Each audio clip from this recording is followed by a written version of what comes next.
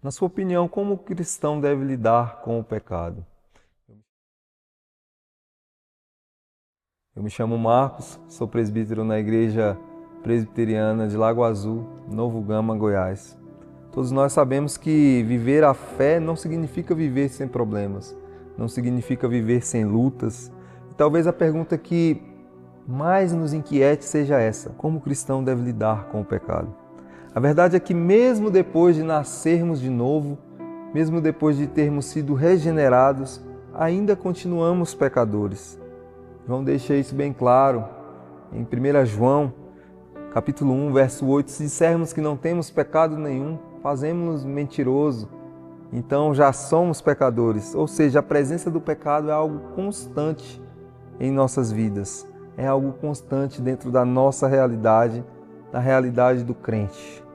Mas aqui está a diferença essencial, meus queridos. Embora o pecado ainda esteja em nós, ele já não é mais o nosso Senhor. Ele já não nos domina mais. Nós teremos que lidar com ele constantemente até o final de nossas vidas, mas ele já não nos domina mais. Porque em Cristo nós fomos libertos da condenação e do domínio do pecado, como o apóstolo Paulo bem nos fala lá em Romanos capítulo 6, verso 14.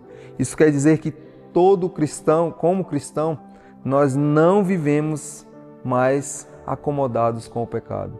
Ou seja, o pecado deve nos incomodar a tal ponto de nós nos enojarmos dele e não pecarmos mais. Pelo contrário, agora nós temos o Espírito Santo habitando em nós. E ele nos convence, nos incomoda todos os dias por causa do nosso pecado. Então, qual deve ser a nossa atitude diante do pecado? Primeiro, reconhecer humildemente a nossa fragilidade. Não negar isso. Nós somos fracos, somos falhos, somos pequenos. Em segundo lugar, confessar nossos pecados diante de Deus, sabendo que Ele é fiel, que Ele é justo para nos perdoar os pecados e nos purificar de toda injustiça. E por fim, em terceiro lugar, lutar diariamente contra o pecado, com a força que vem do Espírito Santo. Não com as nossas forças, com a força do nosso próprio braço, mas com a força que vem do Espírito Santo. Essa luta não é sinal de fraqueza, meus queridos, é sinal de vida.